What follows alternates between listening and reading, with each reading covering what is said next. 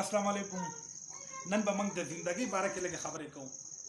سحر وختي چې کله موږ راپاڅو یو نوي څه واورو، یو نوي څه وینو او یو نوی سوچ وکړو او د ورځې آغاز په یو نوي سوچ باندې شروع کړو، نو دا زموږ د زندګۍ د ټولو نه بهترینه ورځ ده.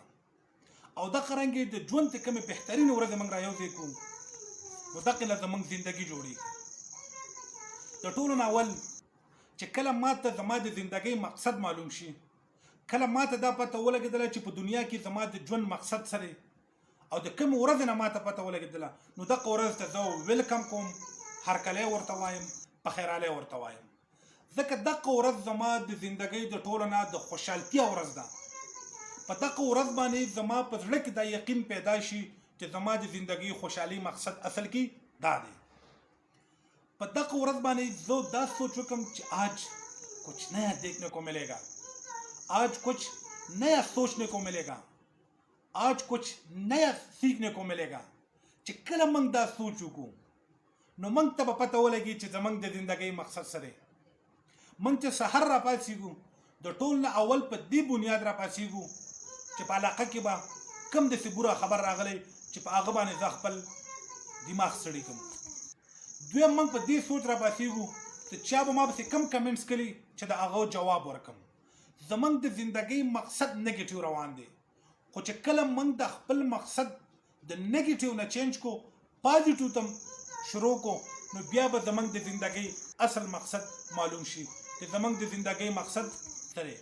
د ټولو نه اول زه به ذات خود چې څومره هم جانا انجانے میں چې څومره هم غلطیانې زما نه شوي، یا زما سره چا ظلم کړی، یا ما د زما نه کمې غلطیانې شوي، د ټولو نه اول زه په هغه باندې معذرت غواړم، هغه ما د خپل د ژوند د چپټر نه ختمې کړي.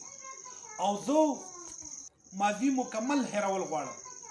زه یو نوی سوچ کول غواړم، یو نوی آیډیا جنریټ کول غواړم، او خپل مخې ته یو نوی منزل خوستل غواړم، او خپل ذهن، خپل سوچ، خپل آنک ناک دا ټول په هغه منزل باندې لګوم، او په زړه کې دا وایم چې I have the ability، چې په ما کې دا قابلیت شته دی چې زه خپل منزل ته کوم زما دی زه به دا اچیو کوم.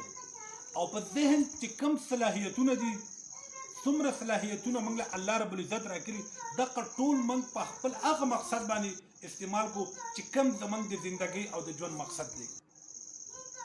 او موږ دا ووایو چې دا ژوند دا د خوشحالو نه ډک دی، خو په دې کې پریشانۍ نه، مصیبتونه یو بل ته موږ ایښوستي دي. دا زندګي یو کیل دی، او د دې کیل د ټولو نه ماسټر کلاړي زه یم. په دې کیل کې هار او جیت نشته دی، بلکې دا مسلسل جدوجهد دی چې ته به یم کې او زه به یم کوم د یو سوشل او د پازیټیو انوایرمنټ لپاره، چې موږ د خپل قوم، د خپل بچو مستقبل او د خپل ځان مستقبل جوړ کړو. په منزل کې به په تا باندې ډېر زیات مشکلات راځي، خو دا مشکلات ستا لپاره اپرچونټي دي.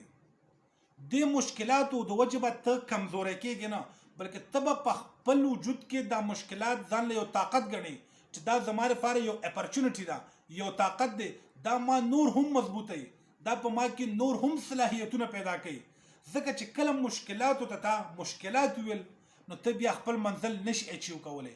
خو چې کوم ستا منزلي، په دې کې به تا باندې رکاوټونه راځي، مشکلات به راځي، تکلیفونه به راځي، خو ته به دا مشکلات، تکلیفونه دا به د اپرچونټي استعمالې، دې نه به تا خپل ځان له یو مضبوط صلاحیت جوړې چې هغه تا موټیویټ کړي او تا د کار لپاره نور هم سیټسفای کړي.